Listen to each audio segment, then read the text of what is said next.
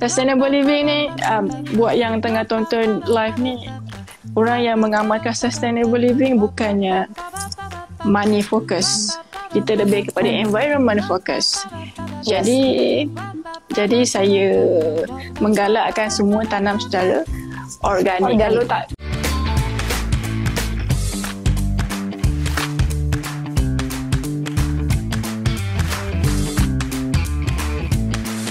hari ini kita akan ada tamu spesial lagi, dan kali ini kita datangnya langsung dari negeri jiran gitu. Dan ini kita udah mulai tersambung dengan Kak Aisyah di sana. Tepatnya dia di Malaysia, kita di Indonesia. Halo Kak. Hai. Hai, Assalamualaikum. Waalaikumsalam, apa khabar? Di rumah ya. Manggilnya kita Kak Aisyah gitu ya. Yes. Oh, ya. Panggil nama ke? Okay. Nickname-nya siapa nih Kak? Nickname-nya nih kalau boleh tahu. Panggil saya Aisyah pun tak apa. Kak, tak apa ya, Kak Aisyah ya. Kak Aisyah, kita kan mau ngomongin nih tentang ceritanya Kak Aisyah gitu, memulai satu karir yang nggak banyak orang pilih jalur ini gitu.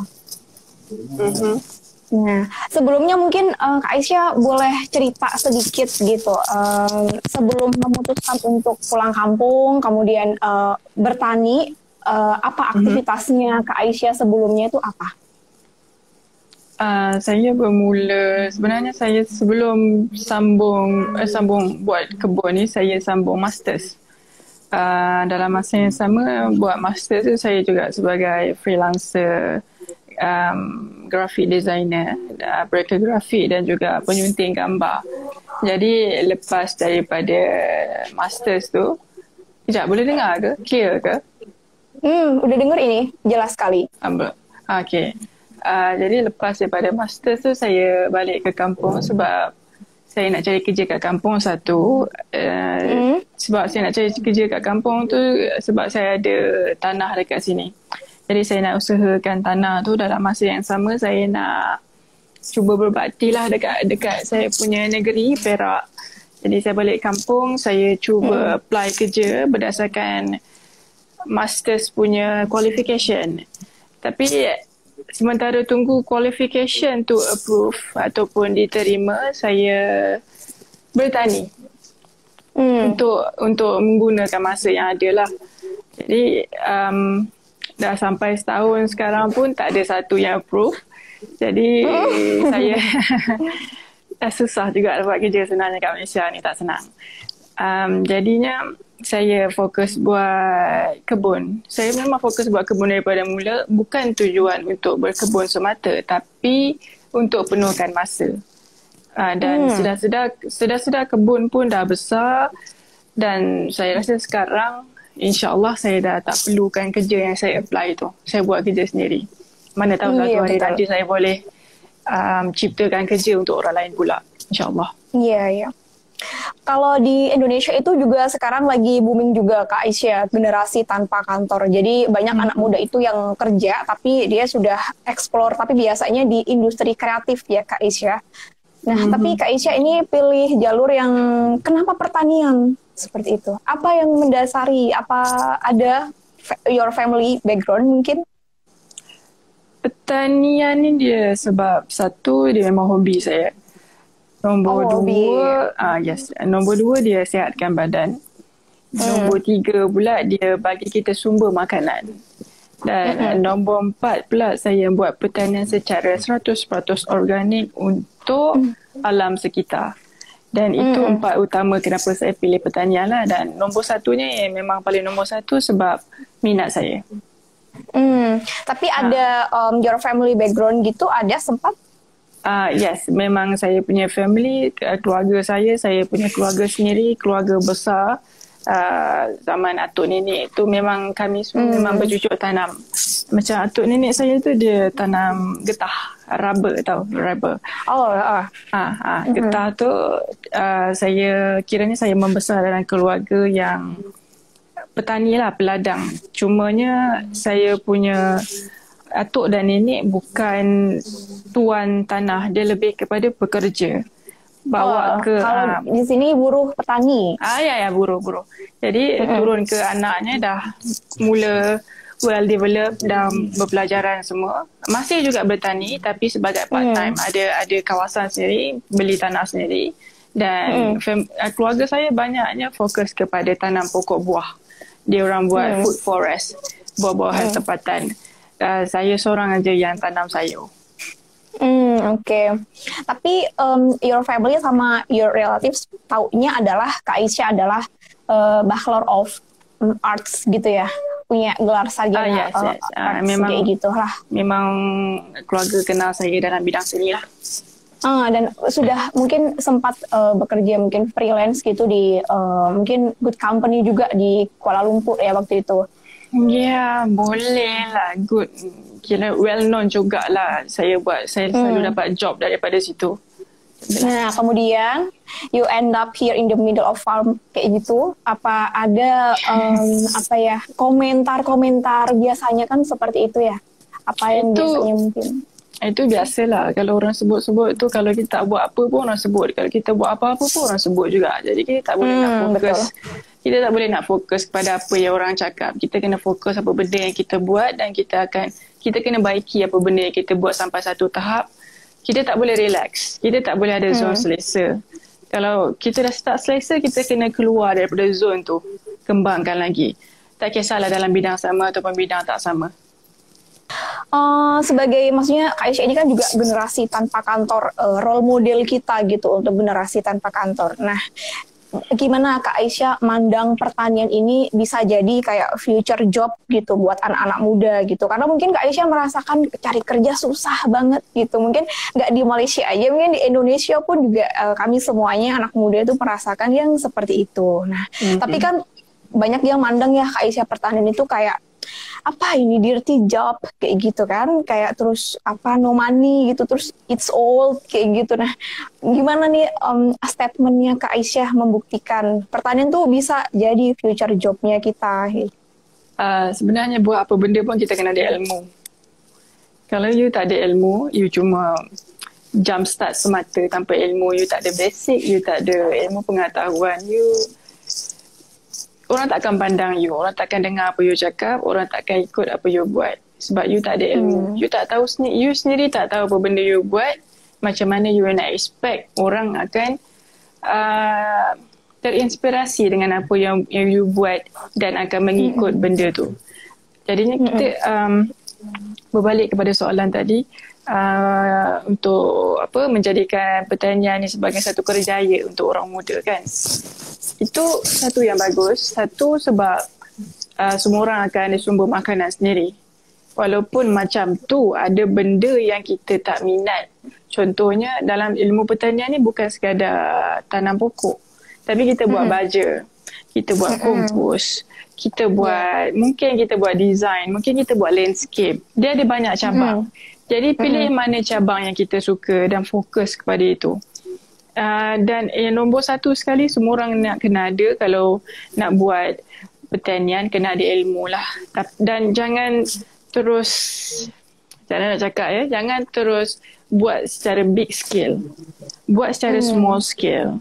Buat secara small scale dengan, tak kisahlah mungkin sekangkang kera, mungkin kecil dalam 6-7 kaki saja. Kita fokus dekat situ macam mana kita eksperimen apa benda, jenis tanaman ni macam mana kesesuaian dia, jenis tanaman ni kesesuaian dia macam mana, cahaya dia macam mana, dan daripada situ kita akan kembangkan sikit-sikit. Macam yang saya buat pun macam tu juga. Saya tak, walaupun saya ada sebidang tanah, dia tak adalah besar, setengah kaki, setengah ekar, tapi saya tak fokus keseluruhan tanah tu untuk bekerja. Satu sebab saya memang tak cukup tenaga pekerja lah. Lagi satu sebab saya tak ada ilmu untuk teruskan secara besar-besaran. Walaupun kalau kita ada capital, kita ada duit, kita tak boleh terus beli segala macam dan kita terus start semua. Kalau kita ada basic, semua tu hancur. Dan bila hancur, kita akan rugi banyak. Kita kena start. Macam sekarang yang saya buat ni pun dah setahun. Jadi dalam tempoh daripada mula-mula saya ambil master sampai sekarang, setahun banyak beza dia. Walaupun tanah tu belum guna sepenuhnya, tapi walaupun baru guna suku bahagian untuk eksperimen sayur saya, tapi itu pun dah terlalu banyak beza dia. Jadi berbalik kepada soalan tadi, untuk pertanian bagus, tapi kena ada ilmu. Ada satu pertanyaan yang banyak sekali ditanyakan itu adalah apakah Kak Aisyah ini pertanian itu jadi satu-satunya income-nya Kak Aisyah gitu, agar kita bisa buktiin kalau bisa kita dapat income, dapat money itu dari agriculture ini yang kita pilih gitu. Gimana? Iya, 100% daripada agriculture, tapi dia untuk start dapat income yang stable, dia ambil masa. Mungkin kalau macam saya buat seorang, dia ambil masa lah dalam setengah tahun. Kita nak kena kumpul buyers, kita nak kena kumpul orang yang percaya dengan produk kita. Benda tu kena ada strong support daripada family dan juga kawan-kawan. Kalau kita buat lone ranger secara solo, kita tak ada marketing, susah sikit. Lagi-lagi kalau kita nak tembus pasaran kedai. Semacam saya tak ada fokus dekat kedai. Saya tak hantar saya punya produk kepada market, saya tak hantar kepada peraih, pengolah yalah apa-apa lah. Pengepul ya, orang yang mengepul gitu ya, mengumpulkan ya? Ya, betul-betul. Middleman. Oh iya, betul. Jadi kalau kalau saya kalau buat secara besar-besaran, kita nak senang cari middleman lah. Jadi, tapi kalau saya secara kecil-kecilan, saya tak boleh pergi ke middleman. Sebab kalau saya pergi ke middleman, orang perantaraan, saya akan rugi banyak. Kalau saya rugi banyak, macam mana saya nak dapat satu amount yang boleh sustain hidup saya. Jadi kita kena pandai cari customer, cari buyer dengan cara door to door, dan hasilkan produk yang elok lah supaya buyers tu sentiasa akan kembali kepada seller yang sama. Nah, apa pertama kali yang Kak Aisyah tanam dan progresnya day by day itu seperti apa? Jadi teman-teman bisa membayangkan seperti itu kalau mau memulai langkah seperti Kak Aisyah. Saya, siapa yang follow saya daripada mula, saya ada buat satu produk. Saya panggil produk ni, awalnya hari tu nama dia PKP Starter Pack. PKP ni apa semacam apa ya guys? Apa ya? Saya pun lupa lah PKP ni apa. PKP ni yang dekat Malaysia ni, yang waktu COVID-19 ni tak boleh keluar rumah. Jadi kita kena duduk rumah. Benda tu namanya PKP. Kalau Indonesia ada satu nama dia. Apa dia? Tu, terima kasih siapa, Mimi Perintah Kawalan Pergerakan. Saya panggil produk tu PKP Starter Pack sebab saya nak orang yang duduk di rumah untuk menggunakan produk tu, menggunakan masa bersama keluarga tanam pokok. Jadi dalam produk tu saya sertakan biji benih, tray semayan, tanah, baja dan biji benih tu saya punya produk sendirilah. Baja tu memang saya buat sendiri, kompos tu. Jadi untuk balik kepada soalan tadi, benda pertama yang saya tanam dekat kebun ialah bayam. Sebab bayam tu senang. Ya. Yes. Bayam, you pun boleh agree kan, bayam tu benda yang paling senang untuk tanam. Campak pun dia boleh hidup. Dan banyak cepat panennya ya. Ya betul. Panen tu dalam apa benda ya? Indonesia panggil? Inggrisnya apa? Panen. Saya salah. Panen. Apa itu bahasa Inggerisnya? Harvest. Ya, sebab saya selalu ada followers Indonesia. Dia selalu cakap, dia selalu DM saya panen. Saya tak tahu nak reply apa sebab saya tak faham panen tu. Jadi balik kepada soalan tadi, yang paling senang, yang paling mula-mula saya tanam ialah bayam merah. Bayam separa merah. Sebab bayam merah. Bayam merah senang. Cukup mahal juga. Memang sekarang itu banyak juga orang-orang itu sudah ada gerakan tanam untuk makan gitu. Jadi setiap rumah sudah mulai berkebun juga, terus dipanen dan hasilnya dimakan untuk keluarga sendiri seperti itu. Nah, tapi untuk Indonesia memang benda tu memang normal. Iya, normal. Kan sebab saya selalu pergi Indonesia, jadi saya selalu tengok setiap pekarangan rumah tu mesti ada sayur, ada ubi, ada karbohidrat dekat situ, ada protein dekat situ, ada vitamin dekat situ. Jadi itu yang saya seronok pasal Indonesia. Itu yang saya cuba memainkan peranan untuk ajak orang bertanam pokok. Jadi bila orang faham, dia tahu sumber makanan dia daripada mana. Apa benda yang pokok tu makan, itu yang dia makan. Kalau pokok tu makan racun, makan kimia, you makan kimia. Dan benda ni dia akan build up dalam you punya body, dekat dia punya badan. You tak nampak efek dia sekarang. You rasa you makan sayur bagus, walaupun you makan satu pinggan full. Kita tak perlukan satu pinggan full punya sayur. Especially kalau chemical base, kalau bertanam secara kimia. Kalau you tanam secara organik, separuh daripada sayur organik you makan tu bersamaan dengan sepenuh sayur kimia yang you makan, sebab khasiat dia berbeza. Tapi you boleh tahu rasa dia sangat berbeza dengan kimia base. Dan itu yang paling terbaik untuk you punya badan, you punya family, you punya kawasan, lahan, ataupun dekat Malaysia kita panggil tanah batas. Itu yang terbaik. Sebab kalau you guna chemical, you akan buang segala mikroorganisma yang ada dekat dalam tanah. Kalau mikroorganisma ni, kalau you buang, dia akan merosakkan tanah, membuatkan tanah tu kering. Jadi berapa kali dah nak ulang ni, tapi itulah yang saya cuba mengetengahkan untuk mengajar rakyat Malaysia tentang kebaikan tanam sendiri. Betul. Jadi ada motivasi selain untuk sustainable living juga, ada motivasi juga dari segi kesehatan ya. Jadi apa yang kita tanam harusnya apa yang sehat-sehat untuk tubuh kita sendiri gitu ya Kak Aisyah. Dan pertanyaan organik itu seperti answer gitu loh.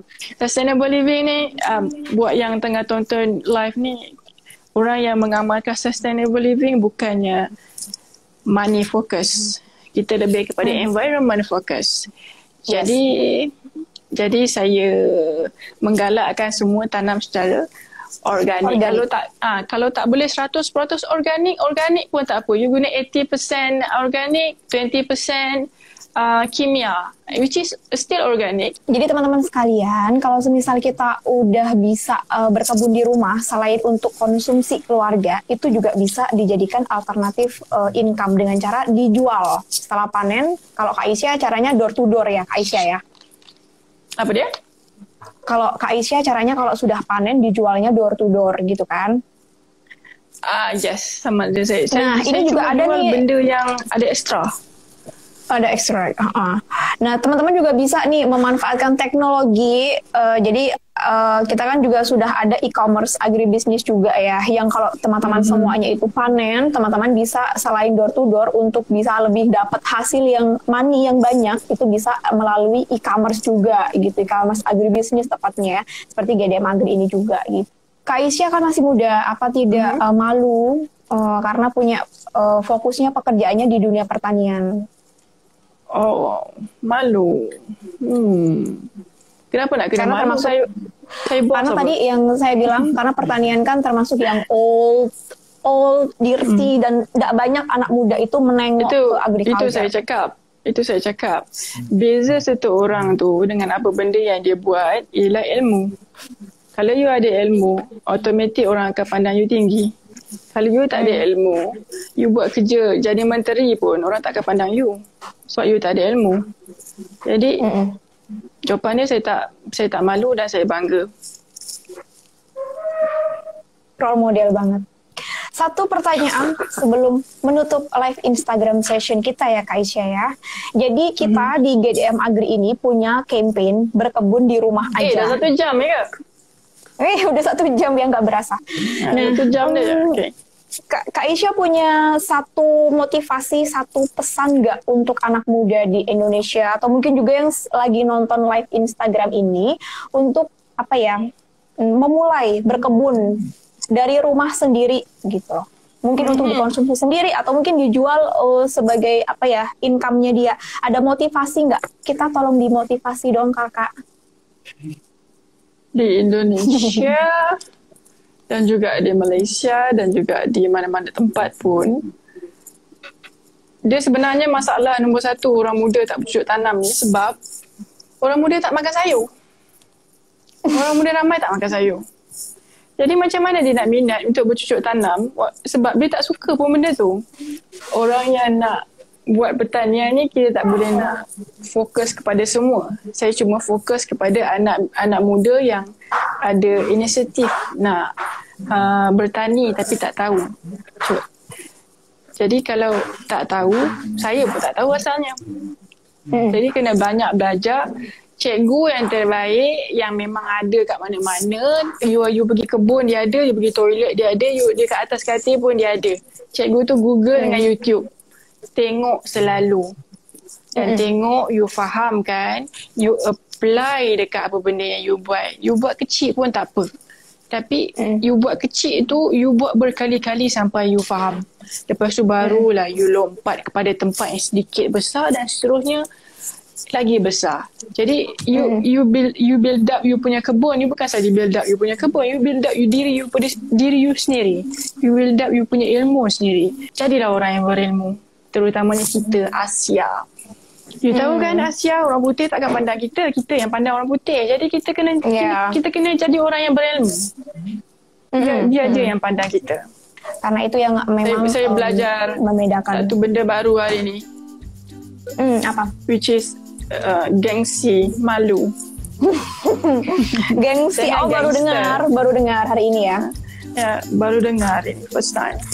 Nah, seperti itu live Instagram session kita bersama salah satu role model petani milenial kita dari Malaysia, yaitu Kak Aisyah. Banyak sekali ilmu yang kita dapatin, bagaimana cara memulai untuk berkarir di jalur pertanian, bagaimana cara memotivasi diri kita juga agar bisa tetap stay di jalur ini tanpa memikirkan gengsi atau omongan orang-orang ya. Dan bahkan kita tadi sempat belajar tentang cara marketingnya juga. Kalau misal hasil panennya sudah ada, bagaimana cara menjualnya.